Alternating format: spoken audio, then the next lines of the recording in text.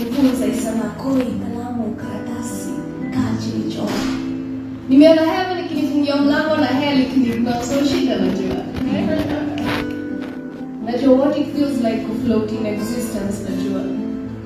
Najua what it feels like to hide under shadows za mawingu nikiescape sunburns, najua. Najua what it feels like to smile back na emojis, but in reality na breakdown after kulet out struggles zangu, najua na najua mwezi jua. Siko social media jua na nikismile kwa jua. Kitu wa mjiulizi ni mbona Koi anakuwa amevaa sweta kwa jua? Ama mjua hata saa ingine baridi ukamnajua?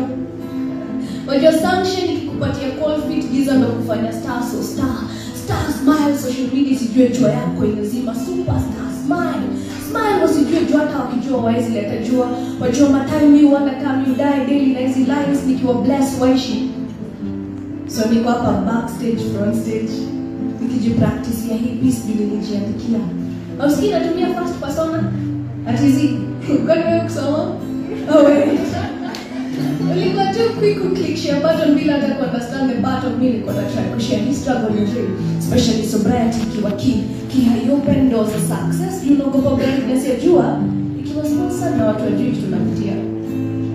Sikuizi mimi huogopa company yangu, mimi ufili na dream soul yangu. Mnaweza uliza Ben Soul kuhusu hizo conversations nikiwa kwa rooftop nikitry kukata kodi nimekopeshika tangu kodi ya mama kukatwa na mama bado ako kwa magoti na thank God msichana wake amekuwa msanii.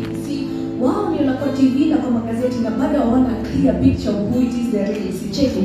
Najua mama anafaa ku understand kwa wake, but this time sijui kama hata mama anajua mimi wake.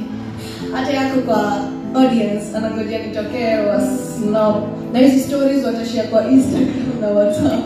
But maybe, check it, maybe Instagram and WhatsApp don't tell enough stories. Maybe Instagram and WhatsApp don't even tell their real stories. So before that, hello to the other me. I mean, it's me again, and I was wondering if after 1,000 lines you would still like to hear me out.